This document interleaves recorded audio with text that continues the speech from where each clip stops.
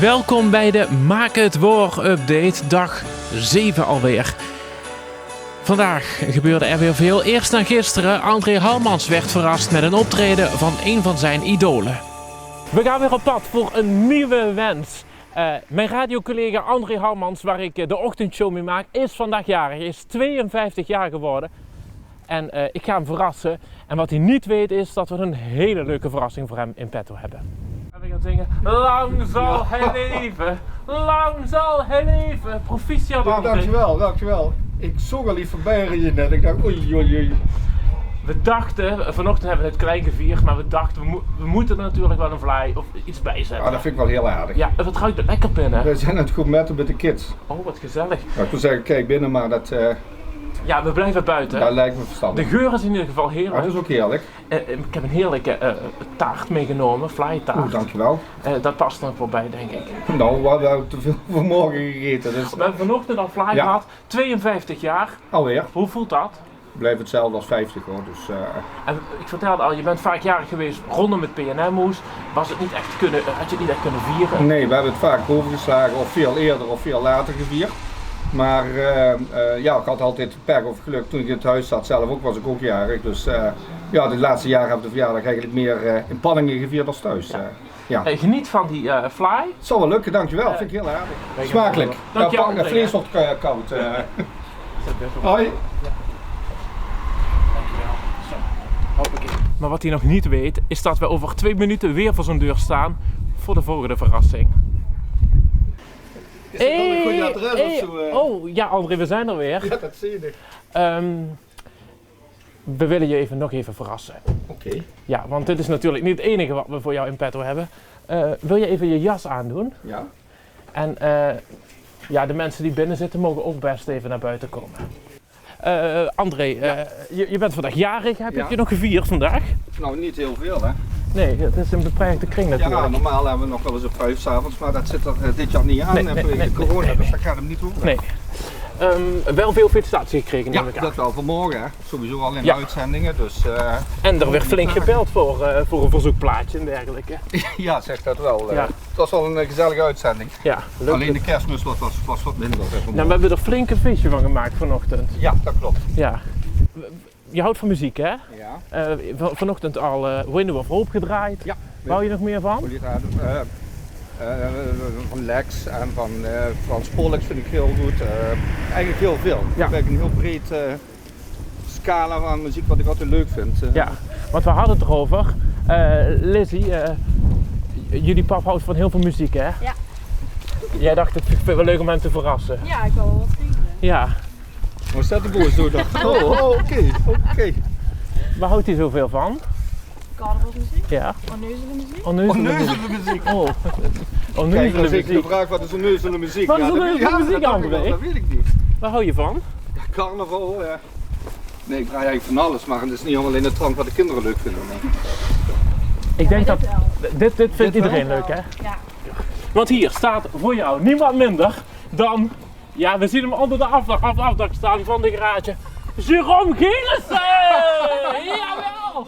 Goedenavond! Mr. Loco Hoe is de Loco! loco zelf?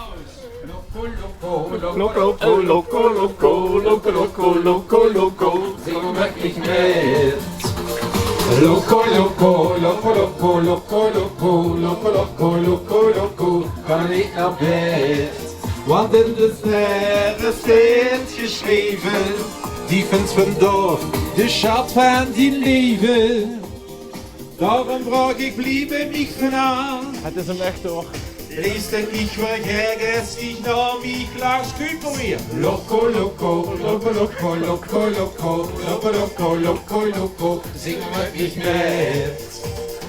Loco, loco, loco, loco, loco, loco, loco, loco, loco, loco, ga niet naar bed. Loco, loco, loco, loco, loco, loco, loco, loco, loco, loco, sing met mich mit.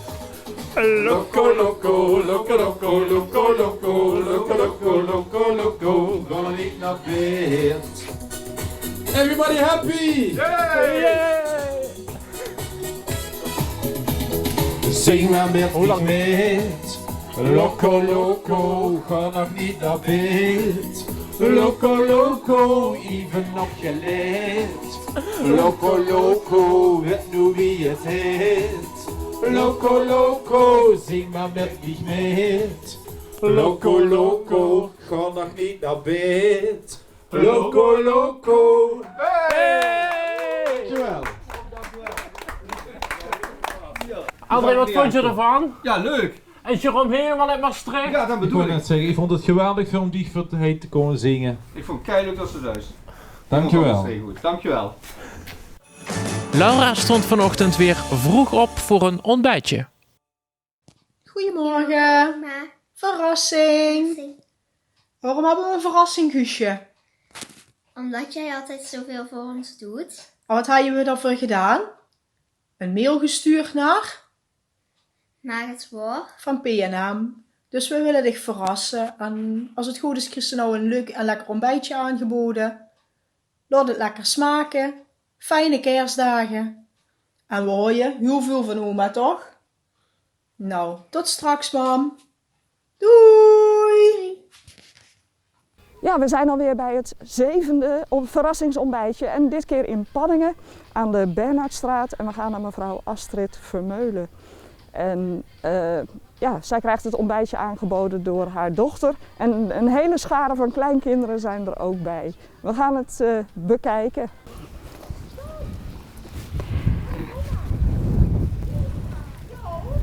Ja, goedemorgen André. Ja, wij zijn voor de 7e keer op pad met een verrassingsontbijtje. We zijn dit keer niet ver uit de buurt. We zitten in Panningen en we lopen de Bernhardstraat in. En er zijn heel veel fans bij. Er zijn 5 kleinkinderen, 2 dochters en een aantal mensen met foto's. Fototoestellen, dus ik zal kijken of ik met de microfoon zo meteen bij oma kan komen. Opa doet, is dat opa of oma? Openmaken. Oh. Er is niet helemaal op gerekend, dus het is echt een verrassing. Goedemorgen. Een goedemorgen. Hey, dat is voor oma. Wij overvallen u een beetje. Ja, inderdaad. U bent nu live op de radio. We zijn op de Bernhardstraat bij mevrouw Astrid Vermeulen. Ja, dat klopt. Dat klopt. En zoals u ziet zijn er een aantal mensen die u wilden verrassen. Leuk. U bent opgegeven door Bianca, uw dochter. Dankjewel. En daar was een speciale reden voor.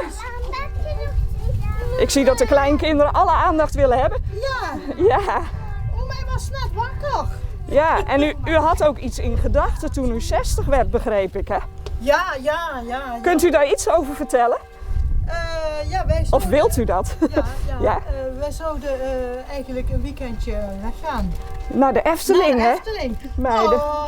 meiden en jongens. Jeez. Ja, Ja. ja.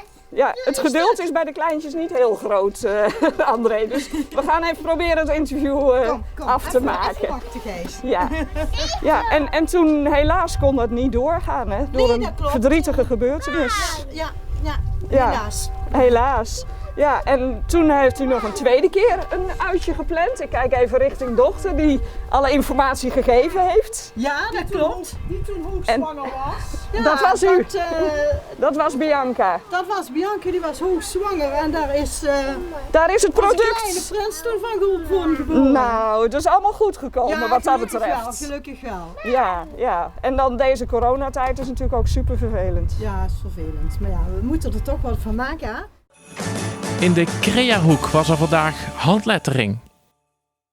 Hilde, goedemorgen. Goedemorgen. Leuk dat je er bent. Ja, heel erg leuk om hier te zijn. Hilde Stoffels in de studio's van Omroep PNM en het is gewoon fantastisch. Hilde, ik zei het een kwartiertje geleden al even toen ik bij André even in de uitzending mocht zijn. Wij kennen jou onder andere van die actie Samen Sterk. Ja, dat klopt inderdaad. Kun je er nog even een klein beetje over vertellen? Nou, de korte samenvatting Ja. is volgens mij inderdaad afgelopen maart, tijdens de eerste lockdown, Ja. heb ik een quote getekend, Samen sterk, zorg goed voor elkaar.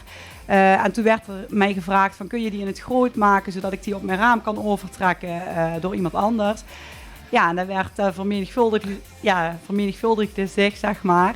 En op een gegeven moment stonden er wel duizenden raamtekeningen door heel het land. Van een bakker in Friesland tot hier in Panningen, Meijel. Dat is overal. geweldig, hè? Dat is echt geweldig hoe zoiets kan gaan. Ja, heel erg leuk. En ook vooral leuk dat mensen ook hun eigen creativiteit ontdekken. En dan met zo'n quote aan de slag gaan. En dan toch even, al is het maar een half uur of een uur, lekker bezig zijn geweest. Ja.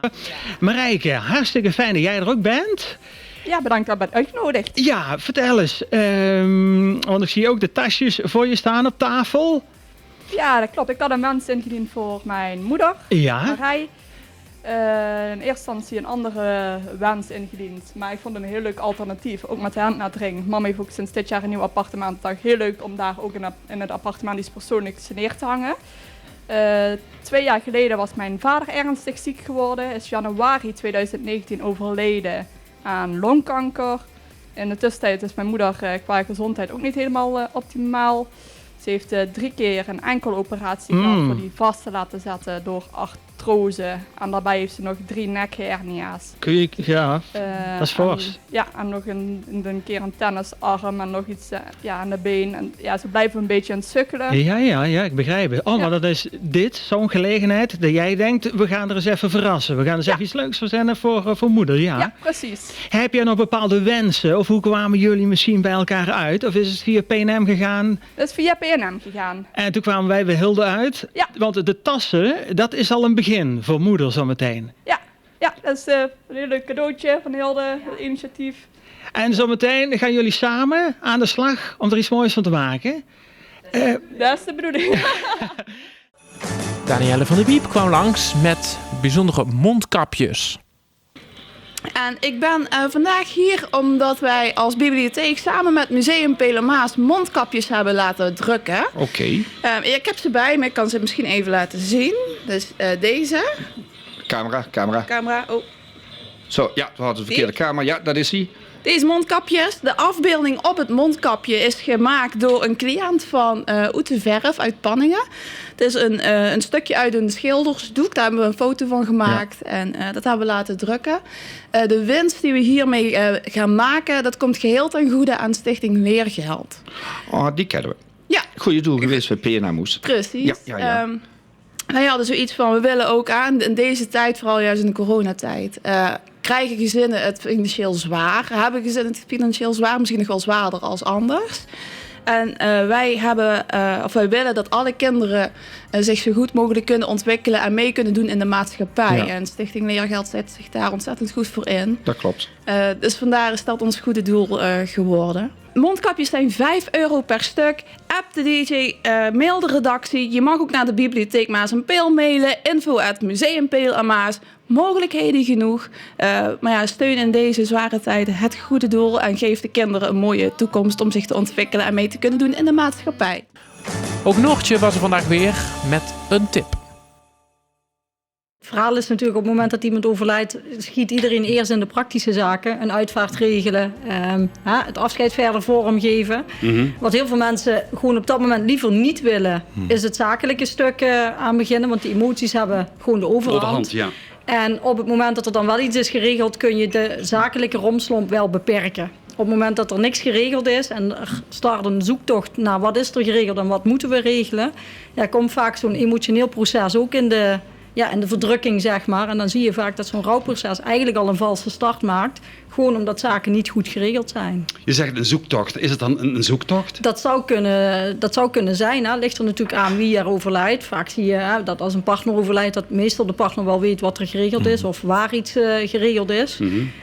Maar goed, er zijn natuurlijk ook heel veel mensen die alleen sterven of die gewoon geen familie hebben. Ja, en dan heb je een heel ander verhaal natuurlijk. Ja, of heel plotseling sterven, terwijl ze er niet bedacht zijn op dat ze al iets hebben moeten vastleggen, een testament of zo. Ja, dat klopt. Het verhaal is natuurlijk dat iedereen denkt, voor mij is het nog niet zo ver, maar op enig moment is het natuurlijk zo dat iedereen er een keer bij stil mag staan. Want je kunt niet zeggen dat het je niet overkomt. Het overlijden komt gewoon een keer en bij de een vroeg, helaas, bij de ander wat later, gelukkig. Maar hoe dan ook, op dat moment is het wel van belang, is er een testament geregeld of niet?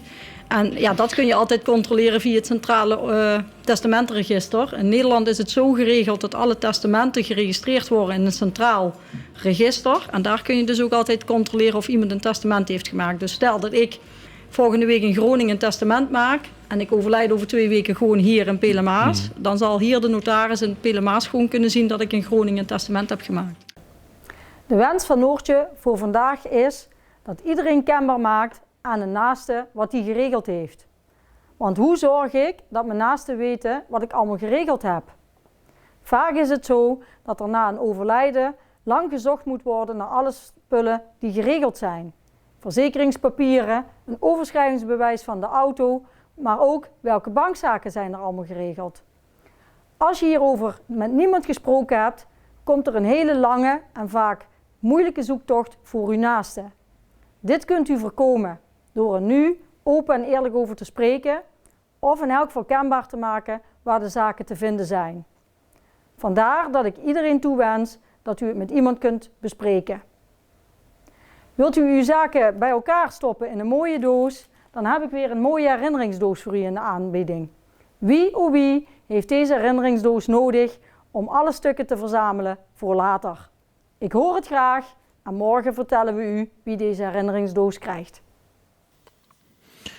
Op maandag werd de dag afgesloten met een speciaal verjaardagsfeestje voor Anne uit Maasbree. Ik wil graag namelijk dat iedereen thuis even gaat staan. Dus ga even staan. Je kijkt elkaar nu op de bank aan en denkt, wat bedoelt hij nou? Ga nu gewoon even staan. En ik heb een aantal feiten die jou het afgelopen jaar zijn overkomen. Klopt dat niet wat ik zeg? Nou, dan mag je met een gerust hart weer gaan zitten. En klopt alles wat ik zeg? Nou, dan moet je je zorgen gaan maken. Althans zorgen, dan gaan er heel veel leuke dingen gebeuren. Maar dan moet je in ieder geval wel je jas aan gaan trekken. Goed, daar gaan we. Iedereen staat nu.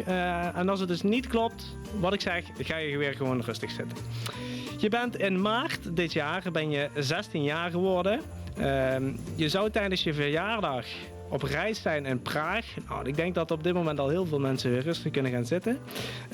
Het laatste weekend van de schoolvakantie zou je je uitgestelde Sweet 16 inhalen. Maar helaas werd dat kort van tevoren afgeblazen door nieuwe maatregelen van de regering. En na eerdere uitstelling behaalde je laatst ook nog je diploma C in de muziek. Nou, als je nu nog steeds staat, dan is de kans heel groot dat het over jou gaat. Peter, waar sta jij nu op dit moment? Ik sta hier in Maasbree dus. En ik druk nu op de bel. Hallo Anne! Hallo! Hallo! Hallo Anne! Hallo! Heeft ze mij gedaan met de quiz? Ja, nou, ik loop nog op de bank, maar ik ben niet opgestaan, hè. Maar... Je bent niet opgestaan? Nee. Heeft ze een idee waarom dat we hier zien? Nee. Nou, we hebben net een quiz gedaan. En de quiz kwam eigenlijk goed dat we iemand een suikerwerkster in maart jarig is geweest. Ja. Wist dat toevallig? Ja, ik ben in maart jarig geweest, ja. En toen zijn ze op vakantie gegaan naar Budapest. Ja, inderdaad, met school, examenreis. En dat is doorgegaan? Dat is niet doorgegaan. Dat is ook niet doorgegaan? Nee. Hey, maar die verjaardag, dan ga je even terugkomen erop. Toen ben 16 geboren, Ja, moet ik zeggen niet zeggen bij me, ja? Nee, maar ja, het is inderdaad wel, ik ben 16. En een flinke party erachteraan gegeven, zo van Sweet 16? Dat was de bedoeling, tot 2 keer toe, maar dat is 2 keer niet door. Kunnen gewoon corona. En nou, papa en mam die vonden dat zo jammer. Misschien papa en mam wel zien ze? Ja, pap. Dag meneer Leijs. Hallo. Ja, hallo. Hey, Anne, 16 jaar al geworden, Per. Ja, zeker. En wat nou? Ja, wat nou? Ja, nu is het al bijna 17. En nog een feestje gehad. En nog een feestje? Ja, dat bedoel ik. Zullen we zien met P&M zijn we bezig met de Wensenweek. Ik maak het woord. Ja. Trek die jas eens aan. En papa en mam doet je dat ook. En dan gaat je met ons maat. Ja, en de jas wordt aangetrokken. Ja, nog het einde. En we komen richting studio's van P&M. Het is hier druk geworden in de studio. Ik dacht dat ik helemaal alleen was vanavond. En dan in één keer hebben we een feestje, hè?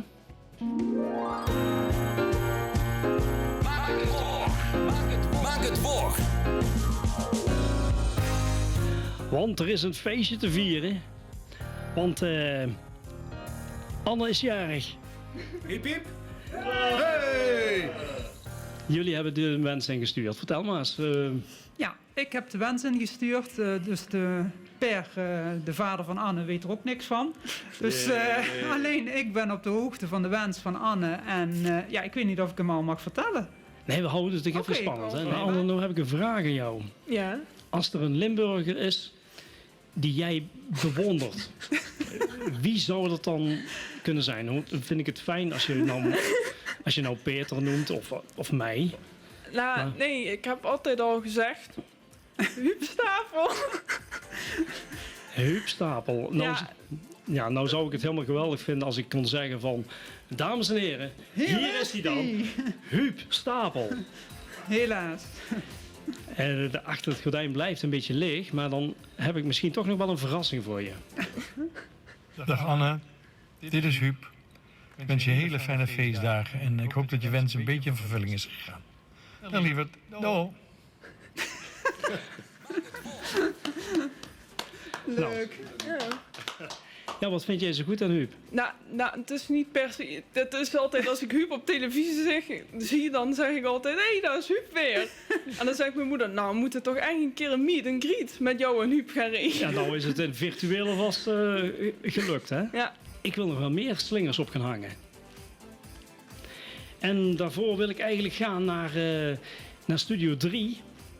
En dat is hieronder. Dat is het Pop Plaza Podium.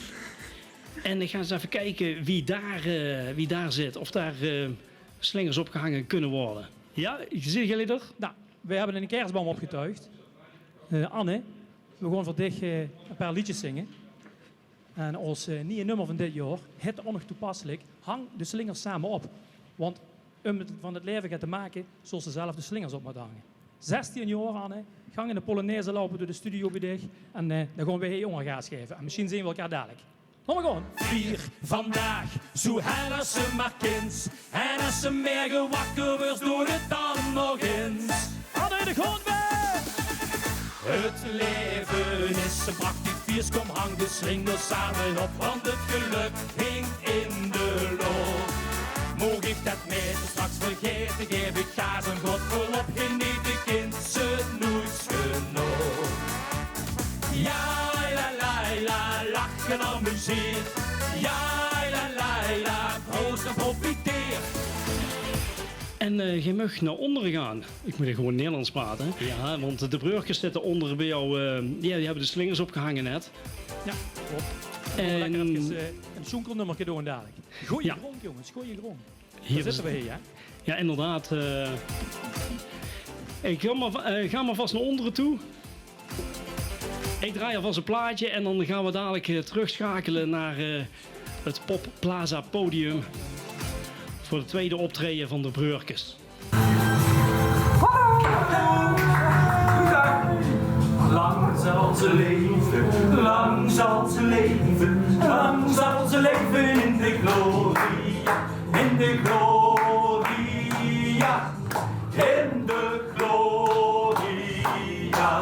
Hippie,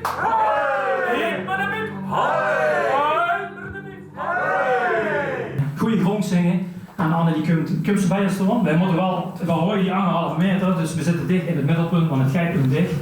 En een goede grond. Zoek kom er eens met. En dan gaan we lekker van links naar rechts. Laat maar gaan. Gooide het hoeg in de log en dan danste ik rook. Hij zien verhalen geschreven en leefde zo'n storm. Gebukt en gelachen, vast te loven tot gewoon. Als de zon weer gaat schijnen, wordt het licht goed gedaan. Dit is van ons, dit blijft eeuwig bestaan. Nog een schoene dag. En dit was voor die Sweet 16, hè? Hartstikke bedankt. Dankjewel. Breurkes, Gers. En naar Studio 1. Anne, kom nog even weer naar boven naar Studio 1, hier naar het Maak het Waar studio. Want we hebben nog een hoop feest te vieren. Peter heeft gauw een fles champagne geregeld. Want voor Anne niks... geen alcohol natuurlijk, het is 8 uur geweest. Dus, en 16 jaar, dat mag ook geen alcohol. Dus we hebben alcoholvrij champagne geritseld. En het dak is hoog genoeg, dus de plop die kan... Ja, daarom heb ik gezegd van laat de ouders het maar doen, want ik kan het niet.